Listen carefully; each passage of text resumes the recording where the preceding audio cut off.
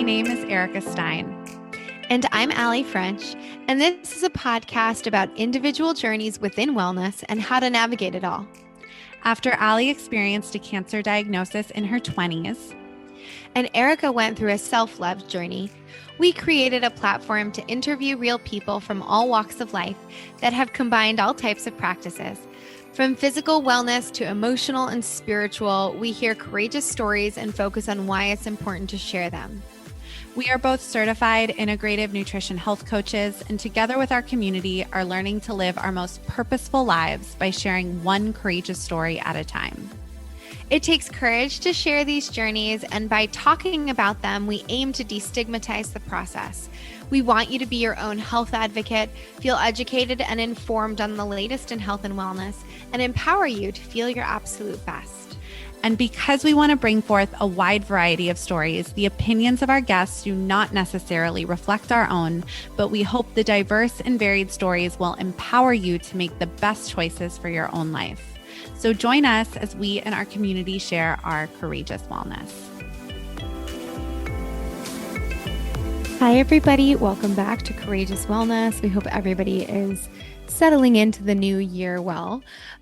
Today we have Ajit Nawalkha on the show. He's the founder of Evercoach, and he was one of the co-founders of Mindvalley. And we're going to get into a formal intro with him. We have a really in-depth conversation with him today, especially about self-coaching. And so today we are going to do our normal updates and just kind of do a New Year catch up with each other before we get into that. So Erica, what's going on with you? What's going on with me? Well, why this is a New Year catch up for us is because I have been down for the count. I was sick all last week with COVID. So, it's not fun. But it was a lot of hibernation, a lot of reading, a lot of rest, which I know you're going to talk about, like this kind of, we're still in the midst of winter.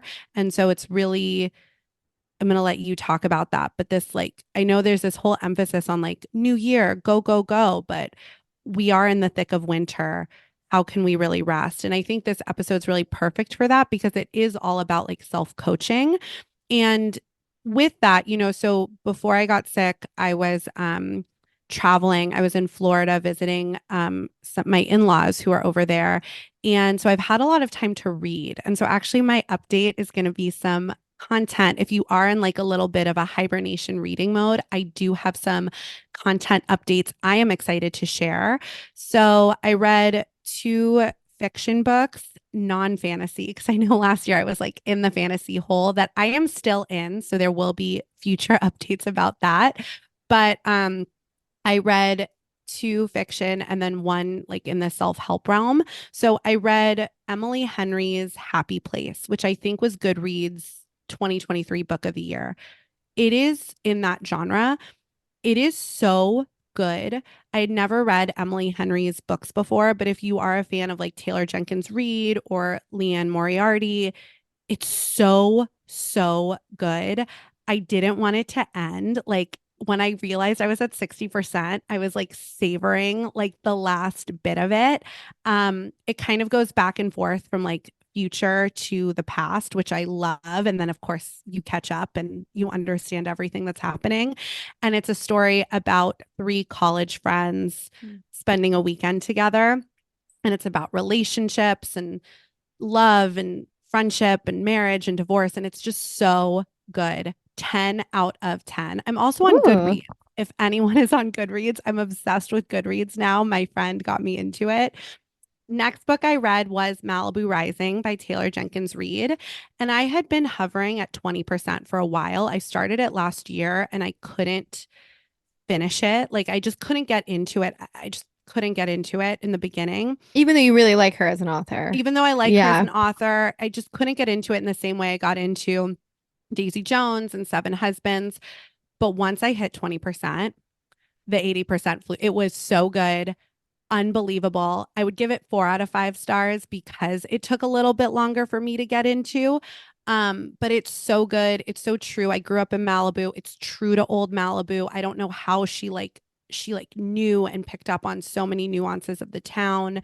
But the story is really good, especially if you're an oldest daughter. It's really about family and siblings. And it's just good. It's so good. And I loved it. And then the self-help one I read, just to wrap it up, was Atomic Habits, which Mm. had been on my list for a while and is a recommendation we get quite All often, the I feel time like, we on get the that. Yeah. podcast. Yeah. And I thought it was so good. It's all about like incremental improvements change our lives. Yeah. And kind of we are the sum, right, of our good habits or our bad habits, right? It's not about being perfect. It's just kind of what we talk about a lot, which is you are what you do most of the time. Mhm. And so it really reminded me of a lot of things that I believe in. It felt very authentic to like my Buddhist practice and what I believe in, about this concept of human revolution. And it's not just about changing your habits, it's fundamentally changing who you believe you are, and he Mhm. uses a lot of really great examples. But I thought it was an incredibly good read. I really think everyone should read it, especially again, I know you're going to go into like this new year, we're still in winter kind of mode, but if you are kind of in a soft, which I definitely am, this like from I traveled at the first of the year, I just got sick. So I'm kind of in this like soft New Year's Launch. mode. Yeah, like it's like a soft launch into the new year. Um I think Atomic Habits, it's only like a couple hundred pages. It's not like a big lengthy read.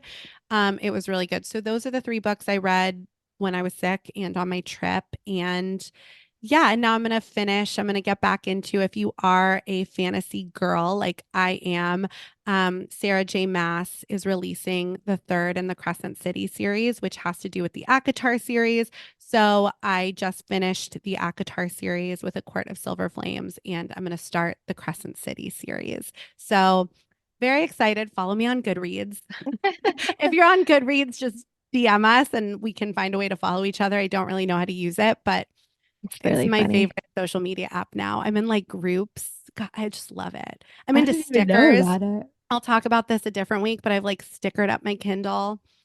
I'm It's in it, you funny. guys, inner child healing. But yes, Allie, I've been kind of teasing what your update is and what we were talking Yeah, about offline. But it's yeah, just so interesting. I think, it's like you're talking about the winter thing. And I've been sort of like, I don't know, struggling is the right word, but it's sort of been, there's all this emphasis in January to kind of like create fresh things and new goals. And that's great. But I've been feeling more of a pull to be like introspective. Like what's that word? Um, just like kind of more internal. Like I want to rest. I want to like curl up and read. Like I don't want to just like push back into like go, go, go, work, work, work, work, work. And I'm sure that's internalized like late stage capitalism that my body's fighting against. But really, also, I've been seeing a lot that like, our seasonal new year is in the spring, right? March, It's the spring equinox. And so, astrological New Year too is yeah. March. And so it's like winter is typically a time of hibernation, of, kind of more time inside. But it's interesting because we live in Southern California where it's sunny most days out of the year. And I go outside most days and it's wonderful and da da da. But I've almost felt like the sun has been oppressive. Like I know this sounds strange, and I'm sure people in the cold are like, what is she talking about? But I'm actually looking at like snow dumps in the Northeast. And maybe it's because I grew up in like a seasonal climate, but where I'm like craving that, like craving snow dumps so that I have a reason to stay inside and like read a book or have a reason to not like go back into the sort of like new year, like new goals kind of thing. And I think it's like we just need to actually give ourselves permission to do things at the pace that we want to. And like Hmm. here, it's just like, oh, I have to carve that out if it's important to me. Right. And it's Yeah. hard to do, but I have to do it if I want it. And I don't know. And so it's like, it's something I've been struggling with a little bit. And you and I were saying too, like, isn't it awful to like feel like the upside of getting an illness or getting sick is like, oh, I can just rest. It's like we should Hmm. be able to do that. We're human beings, like we need rest, and that's Yeah. okay.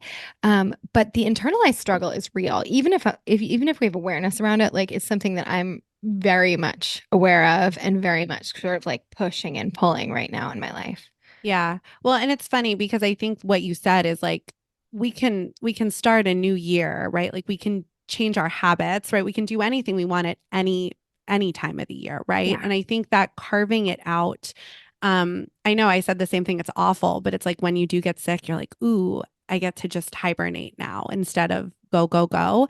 And it's funny because we're recording this on Monday before the episode comes out because I was sick all last week. We usually record on like Fridays, typically the intro.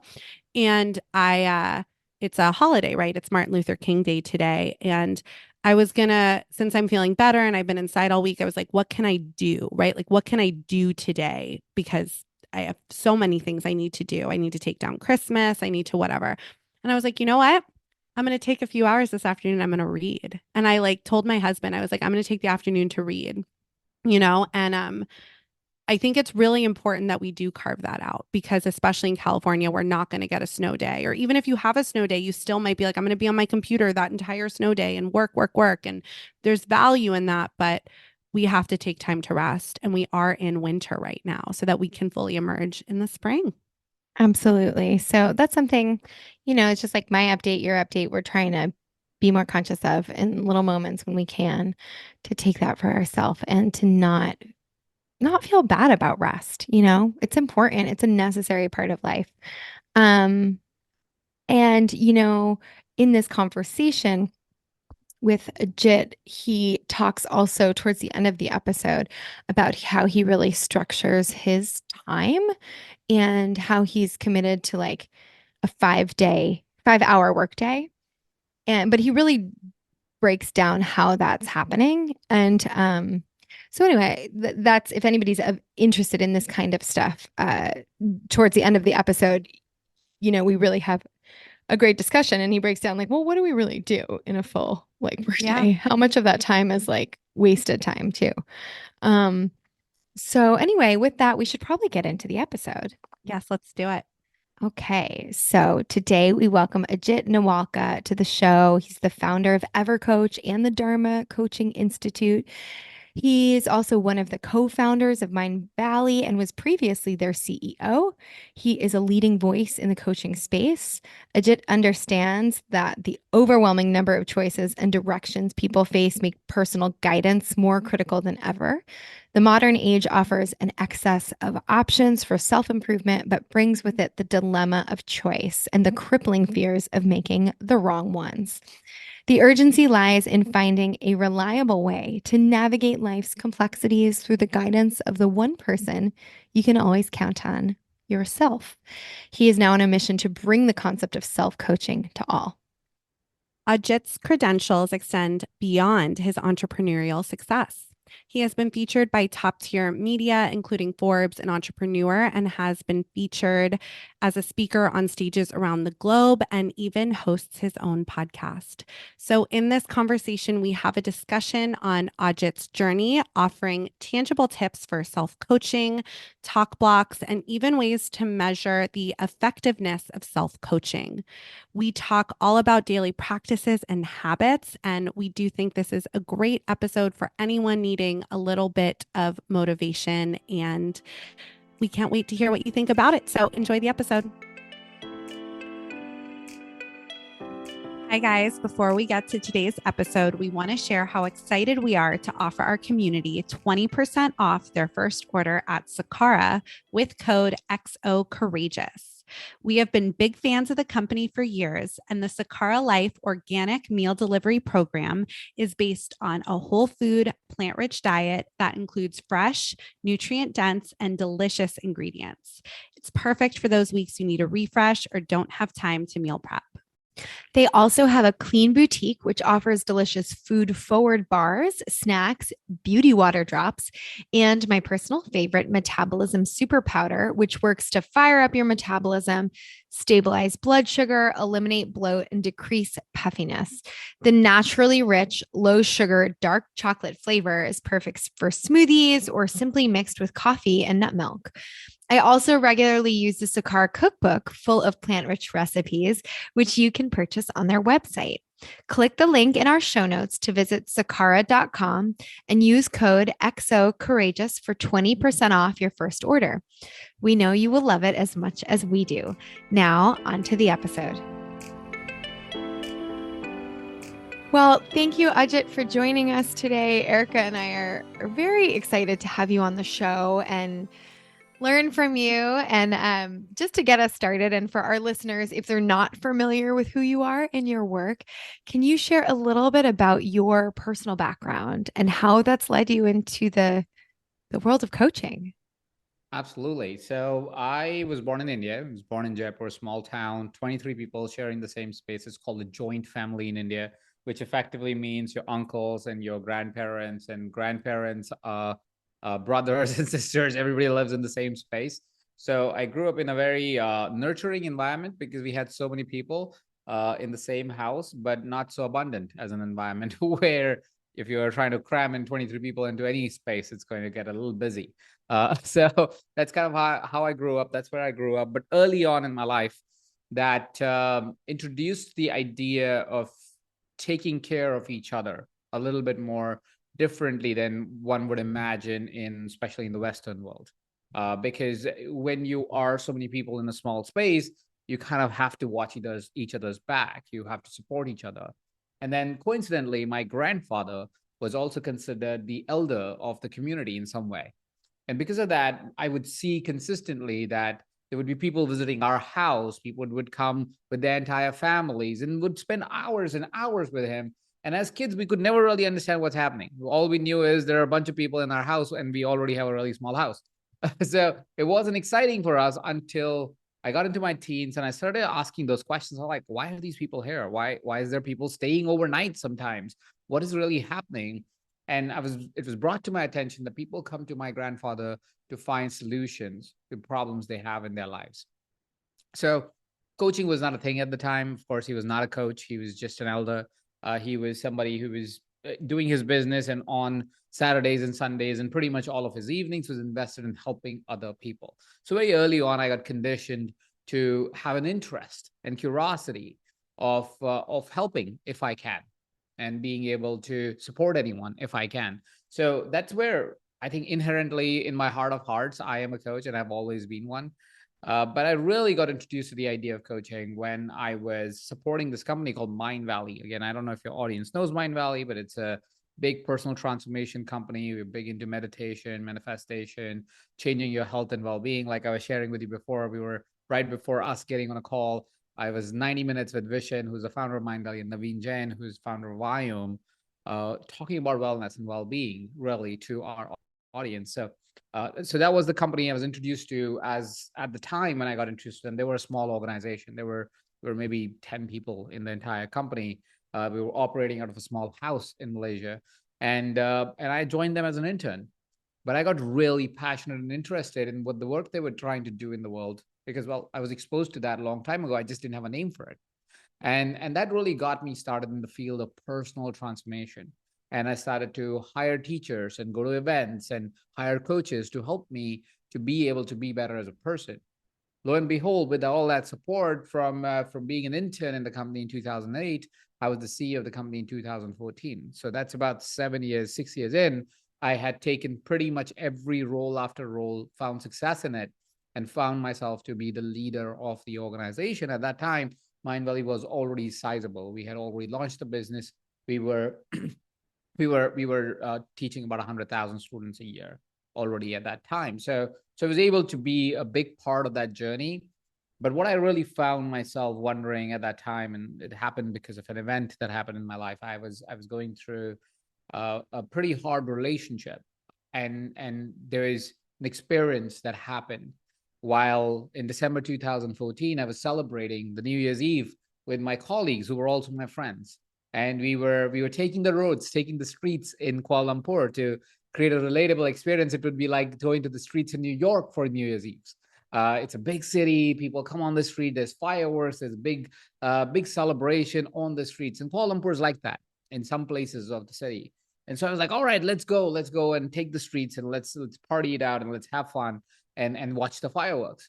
And as it was about to hit 12 o'clock, I was separated from the rest of the group. I wasn't hanging out with the same crew that I got there with, and I was by myself. And I see something really weird that I would not expect on a New Year's Eve. There was a beautiful older Asian woman, completely dressed in white, standing right in front of me, maybe like 10 feet apart, 15 feet apart. And she was looking right at me. And I did not know this person. I was pretty certain I do not know this person.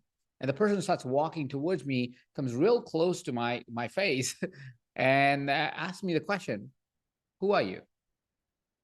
I was like, well, what does that question mean? I don't know this person. Who are you? I was like, "I'm Ajit." And she looks right back in my eyes and stares me down and says, "No. Who are you?" Who am I?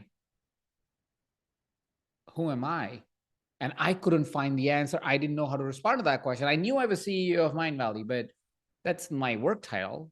Who am I? Like, I didn't know the answer to that question. And as I brought my attention back to the person, I saw her walking away and almost disappear in the crowd. But she left me with this question that I couldn't shake off. Who am I? Who am I? Who am I? Who am I? And the entire night went by, the next day went by, the day after went by, and I couldn't find the answer of who am I.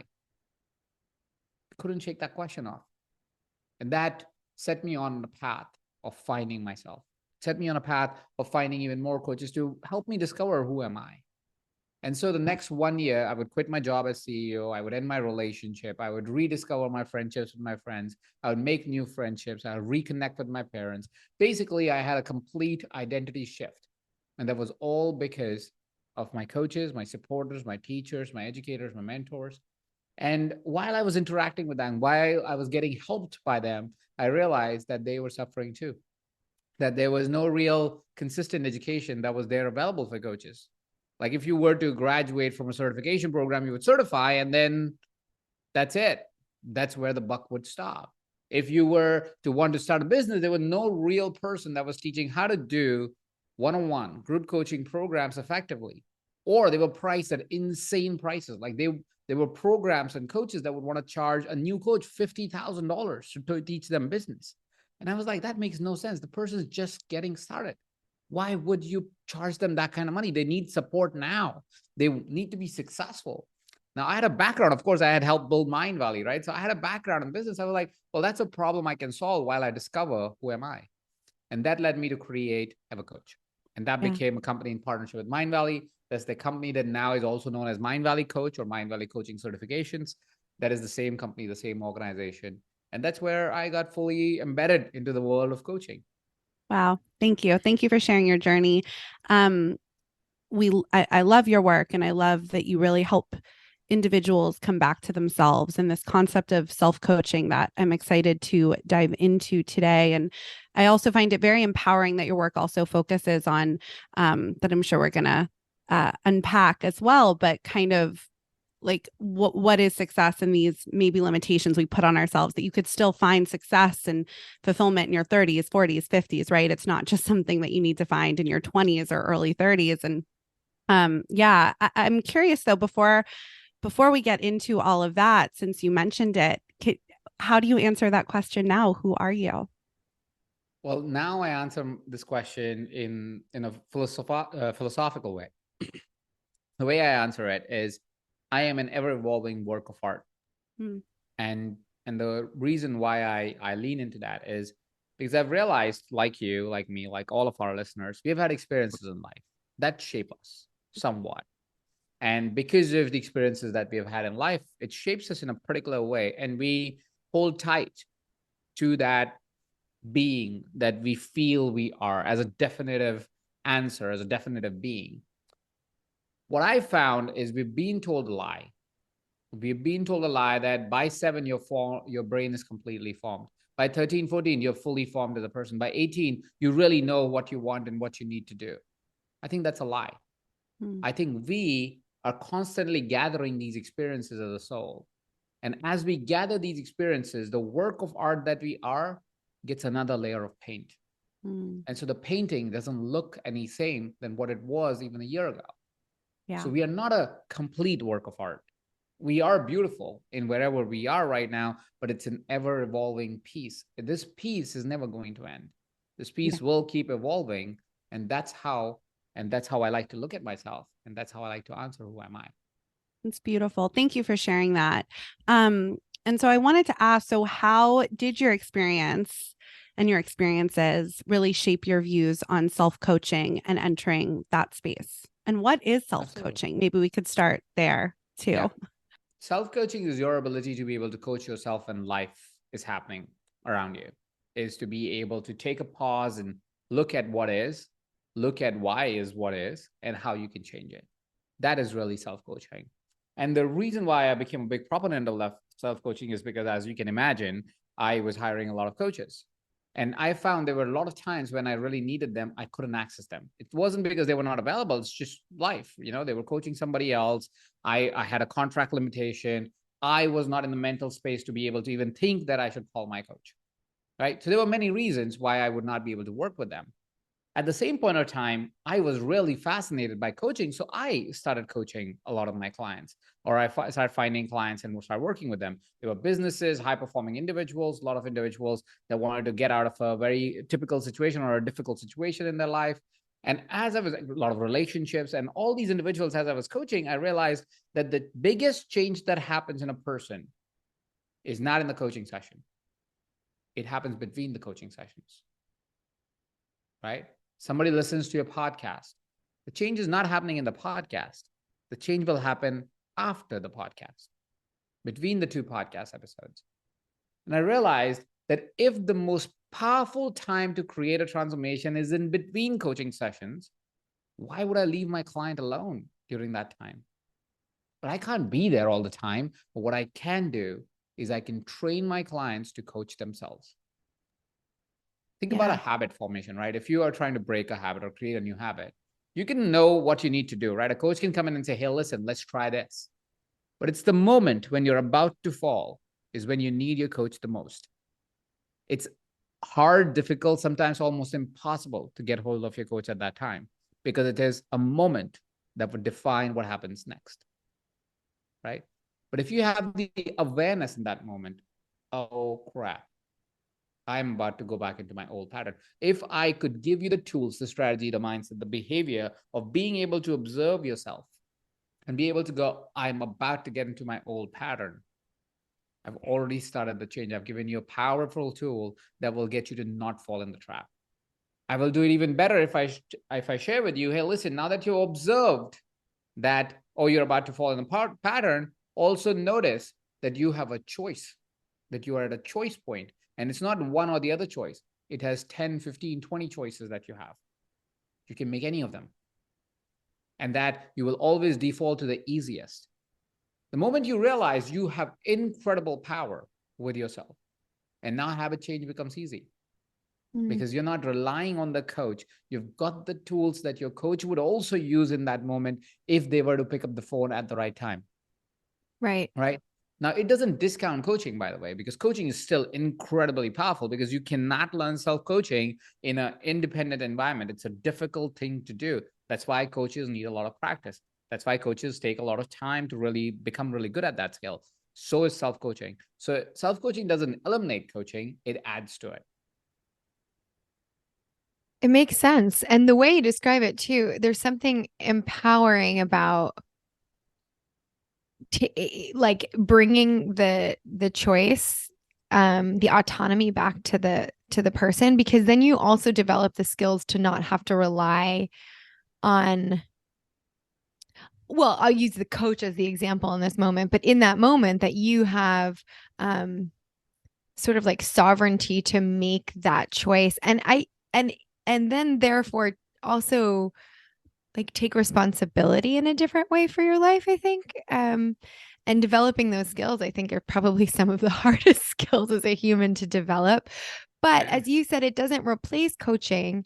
And I think about like we use coaches in our world in so many different ways. Yes, we hear about business coaching and things like that, but any athlete needs a coach to excel. Any even artists, absolutely. Like I was a classical singer and a musical theater singer and jazz for many years I trained in. And it was like, I still to this day go for coaching, even though I've also coached people, right? So it's like, Yeah. it's this idea of having this support system, having someone like help you tune into it, but to know that you have, or like at least be able to learn that you have the ability and the capability to be able to make choices in your life based on these skills that you can develop. It's really, I think it's really empowering because then you're not seeking constantly outside of yourself.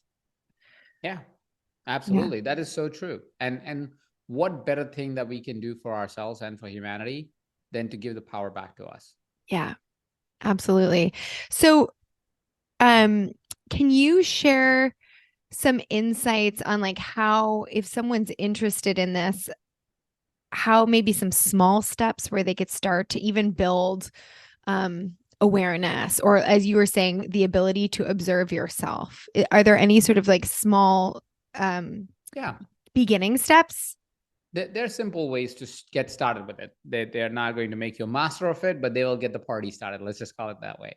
Right. So the first thing that you want to do is start to journal, especially your difficult circumstances. And the reason to journal is because a lot of times, and tell me if this is true for you, I would think it because it's true for me, is when a difficult thing is happening, I'm mostly in my head. I Of course. Yeah. ruminate. I'm like telling myself the same story again and again and again. And it's the same story. So I'm not going, oh, what's the other side's perspective? What is actually happening? I'm not considering any of it. I'm just thinking about the same thing again and again and again. And because you're thinking about the same thing again and again and again, you believe that that is the truth of that situation. You go, no, what happened as a matter of fact is this, right? Because you have told that story to yourself 1,000 times by that time. But the moment you start to write down the story, it's almost as if the story comes to completion. It almost comes to, oh, now I know exactly what happened from my perspective, right? Now, because it is on a piece of paper, you don't ruminate on it. Once you stop ruminating, now is the perfect opportunity to ask yourself a question. And the question would be, if I was to watch this like a movie, what would I see? If I was to watch this like a movie, what would I see? When you ask that question to yourself, what happens is now you have your perspective, but you distance yourself from the perspective because you're watching person A, person B. What is happening? Person A, you know, of course, but now suddenly you have awareness of person B, right? And when you understand that there are always multiple worlds colliding to make our one universe that we see, you now have awareness that everything around you is a function of how you see things, right? And that brings awareness to the moment. Now, this is awareness when there's something that's difficult happening in your life or something that is challenging in your life. Does that help, Ali? Absolutely. Yeah, absolutely. Thank you for sharing that. I think that's great. We love to give some like kind of tangible things for our listeners too. So I think that's a Mm-hmm. wonderful example. Even just like the act of putting yourself in the director's chair for a second and having that distance automatically, I think probably gives perspective. Yeah. Yeah. It's a great journal prompt. And I'm a really big journaler. Journaling is really important in my own self-care and in my daily practice. And I'm curious too, just to continue off of that, because I think awareness is really important, right? And I think many of us can live our lives very unaware. And I think self-awareness is a big step. But it brings me to something you said earlier, right? When you're in a moment where maybe like a past pattern is about to come up, right? Like you said, that moment where you could really use your coach or someone trusted, but it's a moment you need to make that choice. And I think a lot of us, and I think it's why so many of us can get stuck in cycles. We'll choose the comfortable previous pattern, even if it's not serving us. And so I imagine once you have self-awareness, you can at least notice, right? Okay, here's the moment, but they still can't kind of make it past that moment of maybe they rage at their parent or scream at their partner or yell at their kid, or I'm a ragey person. So I'm using anger as my example Yeah. clearly. But, even just for myself, right? Like I know better, but I'll still find myself like snapping in a moment of stress. And I don't love that for myself. So just using myself as an example. Absolutely. I'll give a two-step approach. You or anyone that is in any emotional state is when you're in an emotional state, it's okay to process it the way you need to process it. That's absolutely okay. So if it does end up being yelling at someone or doing something that you're not necessarily proud of, it's okay, right? Give yourself grace, because even with all the tools in the world, I'm not trying to make you a robot, right? We are not a disciplinarian where we say step 1, 2, 3, 4, and that's all we can do. We're humans. It takes away from the human experience if you don't acknowledge and appreciate your emotions. Emotions have nothing inherently wrong with them. Once you've given yourself grace for having emotions and having a passionate life, because that's sometimes anger is basically passion expressed in not the fun way, but that's what it is, right? You're passionate about something is why you're angry about it, right? You're not angry about it just because you're angry about it. You're passionate about it, right? So passion expressed wrongly or unacceptably may look as anger. The second step to it is to ask yourself, what is it that I can do going forward that would be different? Or what would be a trigger that I can have that will allow me to get present to what I'm about to do or what I'm doing right now? See, and are you guys in a relationship, married, or in relationship? We're both married. Yeah. Right. My wife and I, my wife is a trainer in emotions and emotional intelligence. I am, of course, a coach, and we train coaches and trainers and educators. We've written books. She's written 2 books on emotions, like really regulating. She's got a bestseller on it, right? And we get into fights sometimes, right? But here's the key. We both have a tool that allows us to, whoever remembers first, that right now I'm about to say something, whoever is present to that first, that I'm about to say something that I'm going to regret, or I'm about to respond from a place that's not a place of love and service, which is our core inherent values. One of us would go, Hakuna Matata. And that's our word. And you could have any word, right? That's our word, safe word, if I may, to stop hurting each other's emotions and our psychological selves. Sorry about that. But one of us, whoever is more aware at the time, would go Hakuna Matata. And even if the other person's so mad, they go, okay, Hakuna Matata. It simply means let's shelf this, regulate ourselves, and then come back to this topic. That you got to come back to the topic. You're not putting it under the rug. You're not saying we're not talking about this. It's simply that both of us, when we are regulated to a place where we are resourceful in a way, emotionally resourceful in a way that we can actually handle this stuff, is when we'll come back to the table and discuss it, right? This is a simple tool that somebody can use if they are going, hey, I go emotional blowout all the time, say with my kid or with my partner. Come up with a tool that whoever gets aware first, whoever is present to it first, all you got to do is say the word. And of course, it's going to hurt, because initially you would want to do everything to get your word in, right? We're emotionally high at that time. We're like, Yeah. oh, I need to get my word in. How can you say Hakuna Matata right now? No, I need to finish my statement, right? Yeah. And that is the time where you practice this skill over time and you realize, oh, this skill actually has not only saved our marriage, it has actually made our marriage so exciting and so fun and so great, because we don't, we like, let's be real. And I'm sure you've done it. I've done it. I've said things to my wife that I absolutely do not mean, just because I'm angry, or just because I'm pissed, or just because I'm passionate about something in that moment. Yeah. Okay?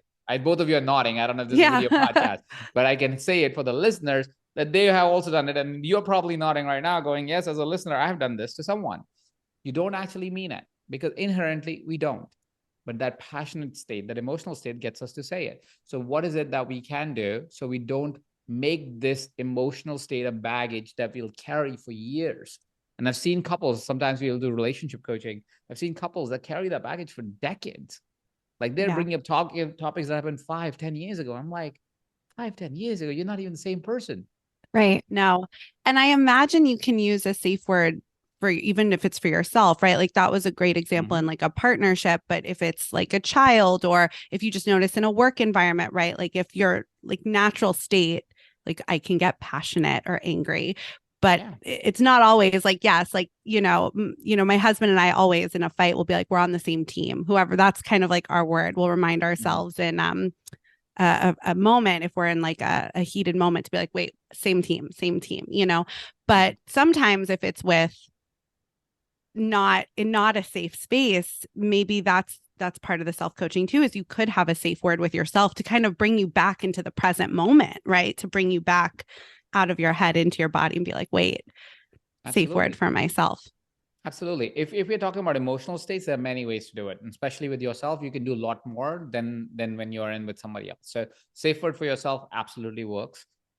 What works for kids is to teach them how to breathe. Mm, Because usually when you're in a heightened emotional state, you start breathing really shallow, and that takes away the mental clarity that you need to actually regulate your emotions.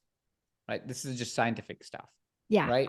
So if you, and I have a 5-year-old, I have a 2-year-old. The 2-year-old still doesn't really get it, but the 5-year-old right now, if they're in heightened state, he would just start breathing. Like, and a 5-year-old, you would think like does not follow any rules, but my 5-year-old knows this because we've been training that since they were a child, since they were 2. Like my daughter sometimes, who's 2, would sometimes would do it. She's not as comfortable with the practice as my 5-year-old is. But the reason why I'm giving that example is because it's, if you put presence to it, it is not hard to train, because your body anyways wants to be in a state that is called homeostasis, which is a normalized state. Your body doesn't want to be elevated. It's not Right. its natural comfortable place. It wants to get comfortable. And so you could do practices like breathing. You could do practices like for example, most of the work, because I work only 5 hours a day, but I work very intensely, which is why I work bare feet, because I always regulate in the energy of the earth. So everybody's different. Everybody's got to find their jive, but that's another way to really regulate yourself, is to be connected.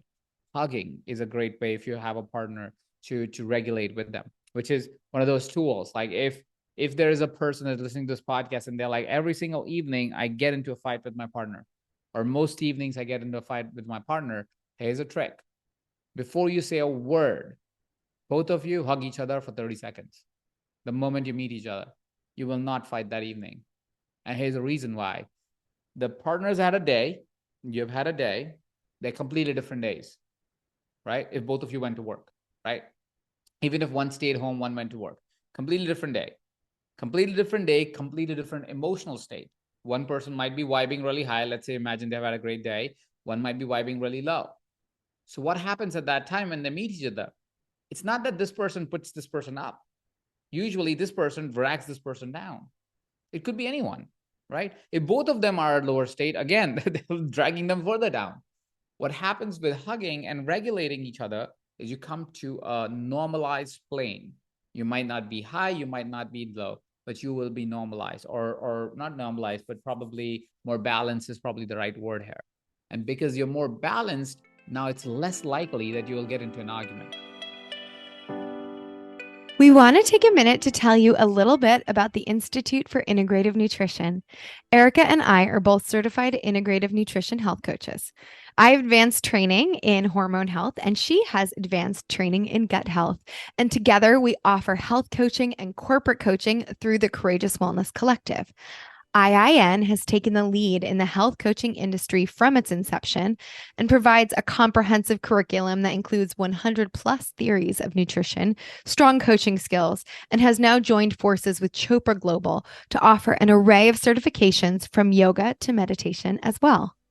We loved the program and have had many listeners ask us about continuing their education in nutrition, health coaching, and even just advancing their personal knowledge about food and nutrition. We are very excited to be able to offer a discount to Courageous Wellness listeners to study at IIN. The program is completely accessible virtually with lectures led by health, wellness, and medical industry experts.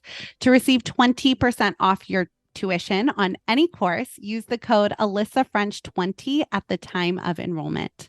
We have also included a link in the show notes that will take you directly to IIN to learn more about their wonderful program. You've coached so many people.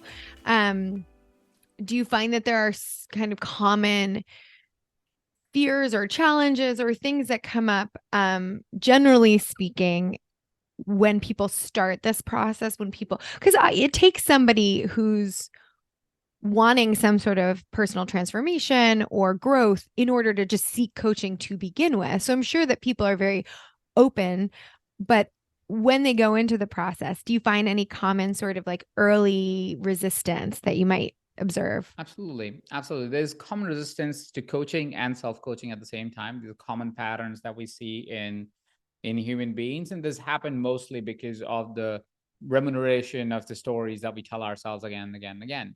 One of the most common things that people believe about themselves is that they are not enough. They're not good enough.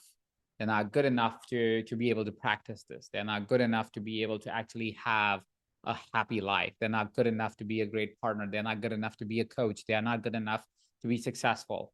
They have told themselves the story and they borrowed the story from one or two areas of their life and made it about everything about their life. Here's how a story like this may unfold for somebody is you were in an early relationship in your teens. Some partner said you're not a good partner or you're not good enough for me or something like that, right? Now you have taken that story, you ruminated on it, you made I'm not a good partner. But what is worse is usually you will ruminate on that and make that your reality across everything, right? Because you would go, if I'm not a good enough partner, I'm probably not good enough as a parent.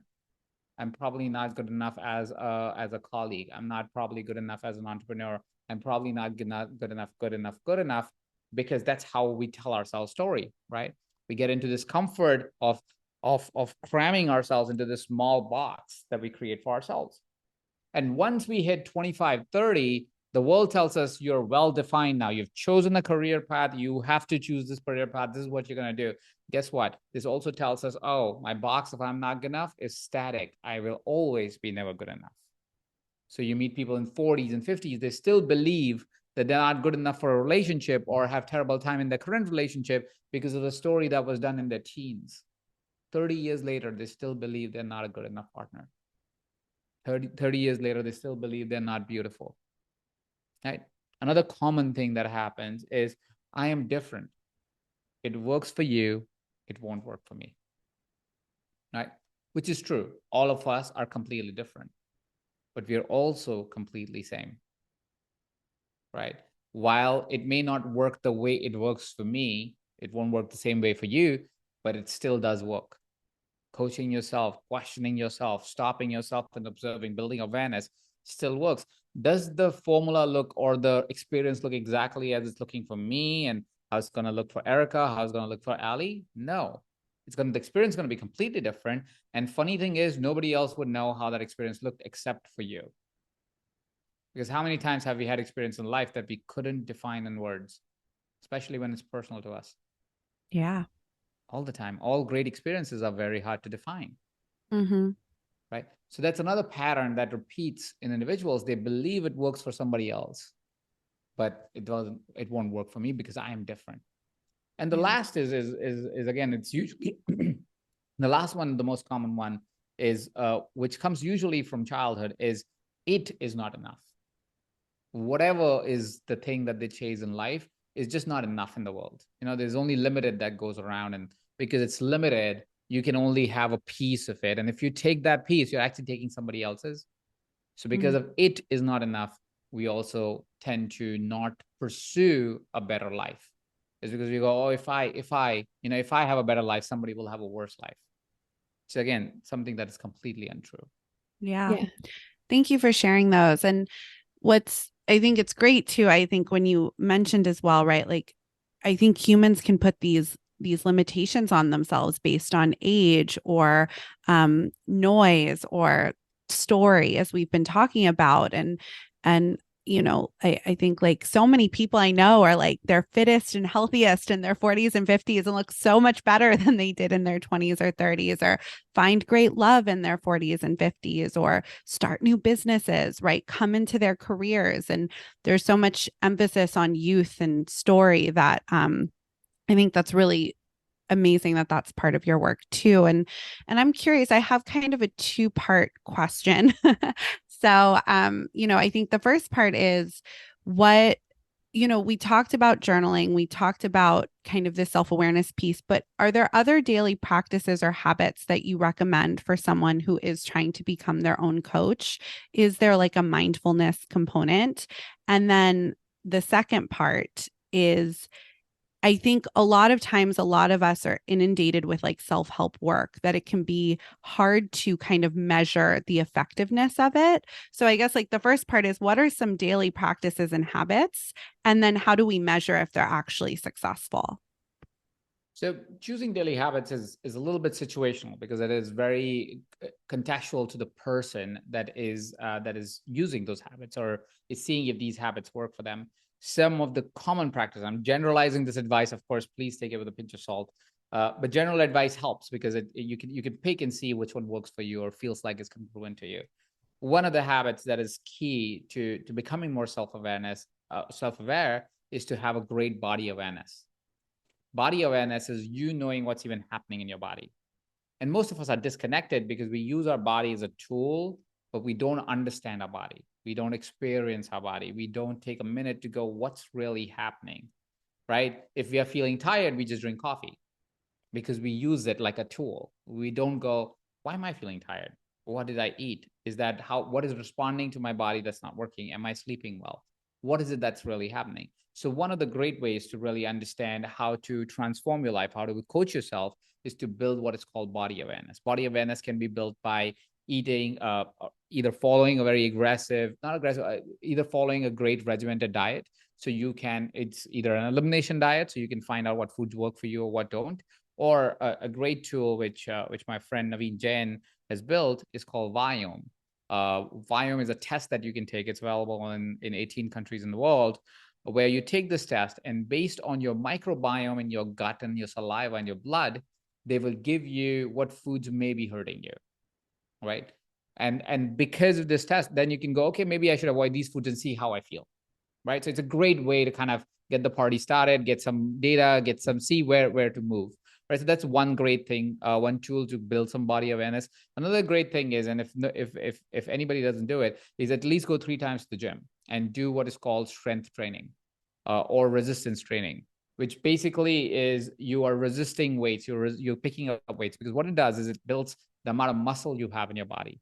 The more muscle you have in your body, what we find is more aware you are about the nuances of your body, because you can actually feel it. When there's too much fat on our body, it's very hard to really know what's happening inside because the fat protects it. So it has a good ecosystem. Like there's a reason why we store fat, because it protects our body. It is not wrong to have fat, but it's important to have muscle, so you have awareness of what's actually happening. So that's one way of doing it, is to get great body awareness. Another way is to build a simple practice of taking the time to really question your decisions in the area of life you want to change. So let's take a hypothetical example. Let's say somebody's on the call and say, listen, I would love to make more money, right? Great. What do you believe about money? Just simple question. It's a simple question. But most people don't ask this question to themselves. They don't go, what do I believe? What do I stand for? Right? Right. And you will find that when you start to question this to yourself, you go, crap, either I just don't have a belief about money, which is terrible, because if you don't have a belief about money, well, how will you make more money? You have no beliefs around it. You don't know if it's good. You don't know if it's bad. You don't know why you want it. You don't know why you don't want it. There's no way you can operate if you don't know anything about it, if you don't have an awareness about it. And if you find your awareness to be more of, well, I think billionaires are evil and they're trying to take over the world, but good luck making money, right?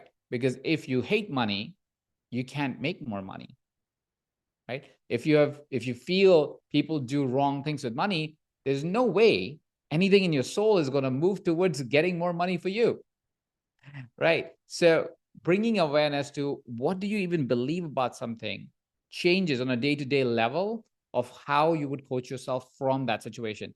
The good thing about self-coaching and the important thing about self-coaching to note is you want to make it focused. You don't want to say, I'm going to coach myself on everything. This is not where you start. You can eventually get there, of course, but you start by picking one area of your life that's most important to you. If it's health, build health. If it's money, pick money. If it is your relationship, pick relationship. So that's the first part. Does that help with the first part of the question? Absolutely. Yeah. Okay, cool. So the second part of the question was, how do we measure it? Now, the measurement of it also changes contextually to what you're working on. The easiest way to know if what you're doing is working is if you see progress in the direction you would like and the feelings that you want to feel, right? How do you see that? So the problem with most of goal setting, or problem with most change that we want to have in our lives, is we have this big vision where we want to get to, right? So say somebody who's on the podcast who is struggling with health says, I want to have six-pack abs. Let's say this person has 35% body fat, right? To get to six-pack abs, which is about 10% body fat or less, it's going to take them 10 years, sometimes 5 years, if not 10 years, at least 5 years, I would say, right? Good diet, good workout, 5 years, dedicated, consistent, 35% to 10%, hypothetically. Let's say at least 2-3 years, right? So if it's going to take that long and you start looking at your numbers the next week and go, well, I'm not at six-pack abs, well, you're going to feel defeated. And so you're going to give up. So the measurement that you want to put in is, am I doing the process that gets me to the outcome, right? So if you said you want six-pack abs, you don't want to question if I have six-pack abs. You want to question, am I going to the gym 3 times a week? Am I eating a nutritious diet? Am I actually not overeating, right? Which are fundamentals to be able to get to a lower body fat percentage. If you would meet me about 2.5 years ago when I had my daughter, you would meet a person that I was 25% body fat at the time. And that time I have a 5-year-old and a 2-year-old, right? So my 5-year-old was 3 years old. His name is Ari. And one of the days mom was taking care of my newborn. I live in Austin, Texas, which is hot in June and July. And in about late July, I told my son, hey, let's go out to the park and play, right? Mom's sleeping with the newborn. Let's go have some fun. And we go out to the park and we start playing. And we are running and we're playing tag and we're having a great time. And a few minutes in, I start puffing. I'm puffing. It's hot. So I'm like, oh, this is so hot. I'm tired. I'm getting exhausted. And as I'm getting exhausted, of course, my 3-year-old doesn't feel an ounce of it, right? So he's going, Dada, let's go run, tag me. I'm going, oh, yeah, ooh, yes, ooh. And I am huffing and puffing, and I'm kind of like losing my breath. And this 2-year-old is constantly challenging me to come join him. And I go, Ari, I'm really tired. Give me a minute. Let me breathe. 2-year-old looks him dead in my eyes and says one of the most coach-like things that are hard coach things that somebody could ever tell someone. He says, Dada, you always tired. Dada, you always tired. It was like 37 and 36 at the time. And I was like, 36. A 3-year-old tells me I'm always tired. I'm always tired. Now, it might have been that he had told me that before, but that in that moment really, really landed. And so it became my goal that I don't want to be that person. I created a vision of myself where I said, when and if my kids have grandkids, I want to lead the hike. I don't want to fall behind it. When and if my son and daughter are 16, 15 years old and they bring their friends to the house, they go, damn, Ajit's dad looks really good. We should work out with him. It became my goal that next time I take off my shirt, not next time, but one time I take my shirt off, my wife looks at me and says, ooh, what a sexy man. Right? These sound really arbitrary, random goals, but because I set that direction up for me, 2.5 years later, today, as we have this conversation, I've gone from 25% body fat to 13% body fat, right? My wife has said one time, without me telling her that's what my expectation and hope was one day, she has said that to me one time. My son is not 16, my daughter's not 15, so we don't know if those goals will happen. But think about it this way. My goals were so long, far away, me having grandkids. I just had kids. I'm talking about grandkids. Right. I'm talking about when my kids are 15 or 16 years old. The reason why the goals are so far out is because it lets me love the process. And so I can have a measurement that is more, am I going to the gym? Am I eating right? Am I feeling this energy today or not? Right? It's much more measurable versus the big vision goals. Thank you for sharing that. I think it's an example of where it's like, I think sometimes we get so focused on like instant gratification. We live in a culture where that's rewarded, or oftentimes like quick hits of dopamine or whatever it is.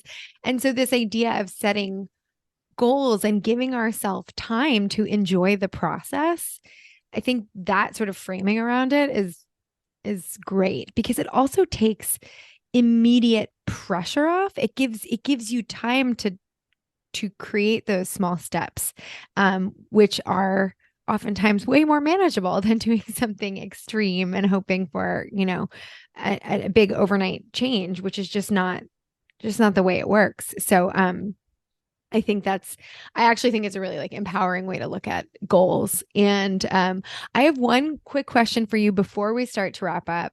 And it was something you mentioned earlier. And I would just love you to speak to this. You said, I work 5-hour workdays. Yes. And I love that. And you've also been a CEO of a major coaching company. You have multiple companies now. And some people, glorify like the grind, for lack of a better way to describe it, and say, you have to work 18-hour days or whatever it might be. And so much so that like you sacrifice your health, you sacrifice a lot of other things. And so I would just love you to speak to how and why that is important for you in keeping a 5-hour workday for yourself and what that looks Absolutely. like. So it's a nuanced answer. So the first level of answer is you need to know what's important to you. It's very easy to glorify long hours, work hard. It's a good narrative to have. And at a point in life, it is important, which I will talk about in a second. But the first question to really answer is what's really important to you as a person? It's very important to me that I have a great relationship with my wife. It's very important to me that I have a great relationship with my kids. It's important to me that I have friends. It's important to me that I'm fit and healthy. It's important to me that I creatively feel expressed. It's important to me that I'm always growing. All of those things require time away from the computer, away from the phone, right? Which is also why I like my phone time is also not very high. It's very low. It's not like I'm working in the office 5 hours and then I'm working at home on my phone. No, my phone's off most of the time, right? And so the first question to really ask is what's important to you.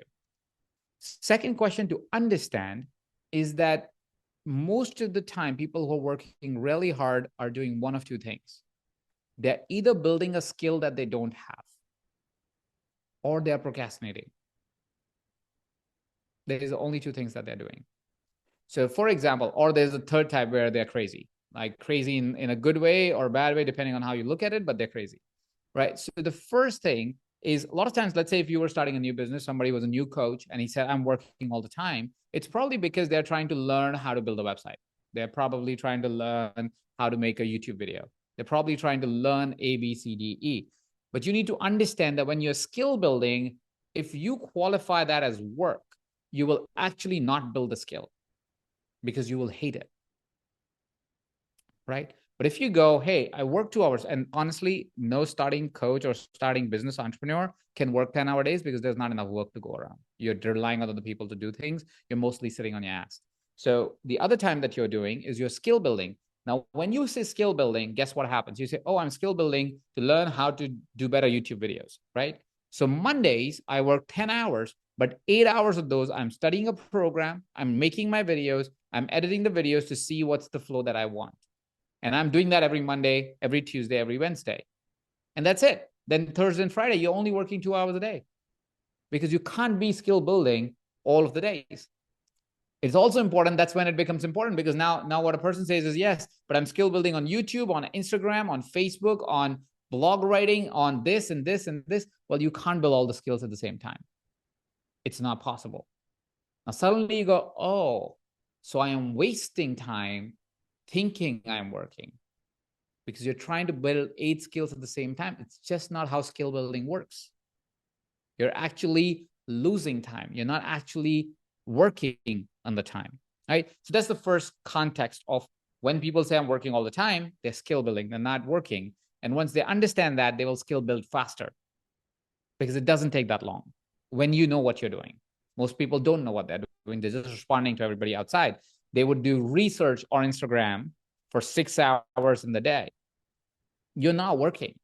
You are wasting time. The second category of people are procrastinating. They're procrastinating and they qualify that as working.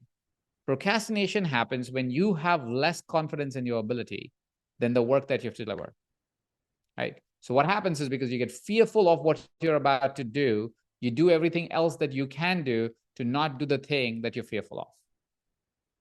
Oh, I have to go outreach that cafe to get a, let's say, design client. It feels hard. I don't want to really talk to people. I don't know if they will say no. You tell the story to yourself. And now you go, oh, but before I go to the cafe, I must do research on cafes.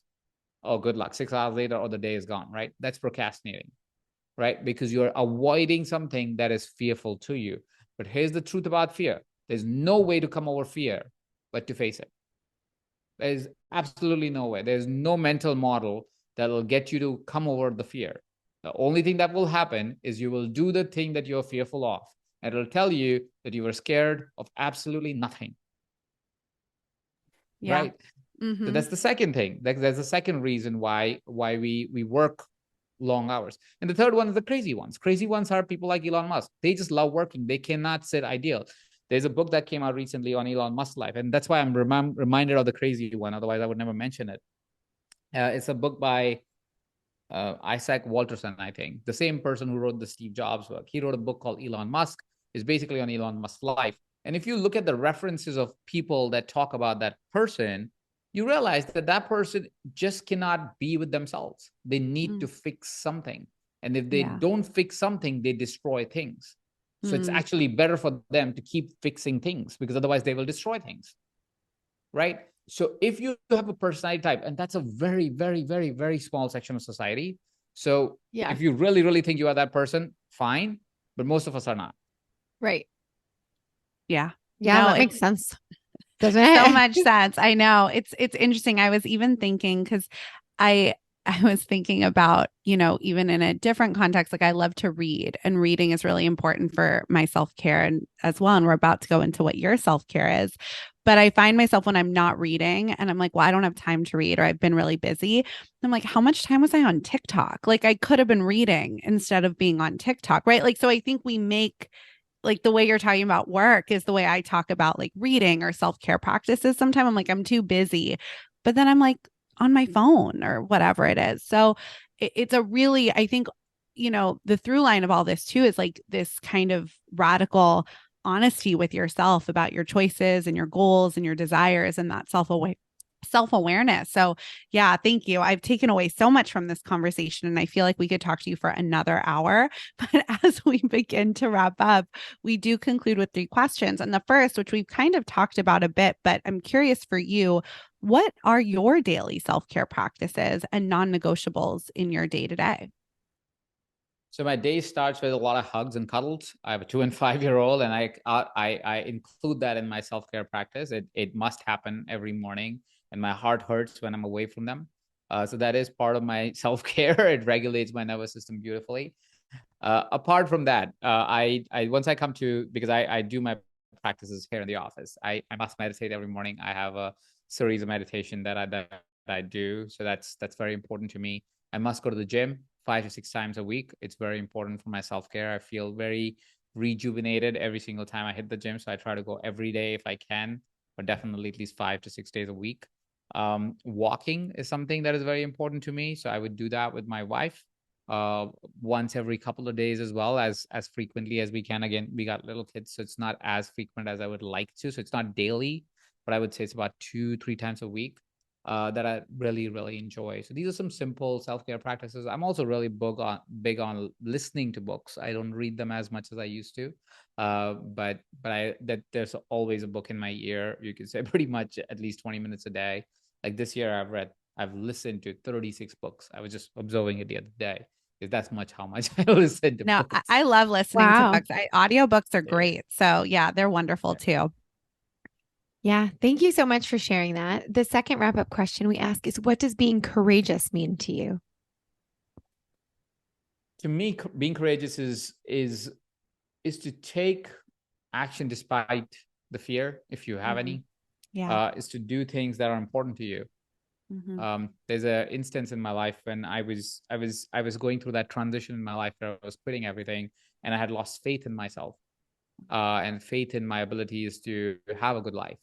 And that time, courage really kicked in because I started doing things that were really scary, Mm. like bungee jump or skydive or scuba dive when you don't know how to swim. Stories for another day, but things that reminded me that I can do things and I can learn things, and that fear is a construct. It's not the truth. Yeah, it is. Fear is a feeling, right? And feelings aren't Yeah. facts. Things I remind myself of often. So the last question we ask is there a book that has meant something to you along your journey that you'd like to recommend to our audience? Like I said, I read 36 books a year. It's a little hard to pick one, but the book that I often refer to that I think is very important, is a great book, is Think and Grow Rich, or Science of Getting Rich. That was definitely very important to me to become more abundant in my life. Thank you. And if anyone wants to find you, follow you, work with you in the programs, where can they do all of that? Well, because we're on a podcast, another podcast to add to your list would be the one that I run. It's very focused on coaching. It's called Master Coaching with Ajit. So you could always go and check that out and see if that's your vibe. If not, for this podcast sake, I'm giving away one of my books that I recently bought back from my publisher. It's called Live Big. It's subtitled as Entrepreneur's Guide to Passion, Purpose, and Practicality. So if you are an entrepreneur or somebody who wants to live a passionate life, I'll request Erica and Ali here to post that link in the show notes. It's a free download. You don't have to buy. I just bought the rights back so I can give it away to the world. So just click on the thing. It's a whole book. It was Amazon bestseller when it came out. I just bought the rights back because I wanted to do something more meaningful with it. Thank you so much. And thank you for your wisdom and for being here today. We really appreciate it. Thank you. Thank you for inviting me. Thanks for tuning in to another episode of Courageous Wellness. Tune in every Wednesday for a new episode featuring a different guest each week. Subscribe, rate, and write us a nice review. And you can also follow us on Instagram at Courageous Wellness, or get in touch via our website, www.courageouswellness.net, where you can also find additional info about our health coaching services, virtual group events, newsletter, and more. Until next week, I'm Ali. And I'm Erica, and we're Courageous Wellness.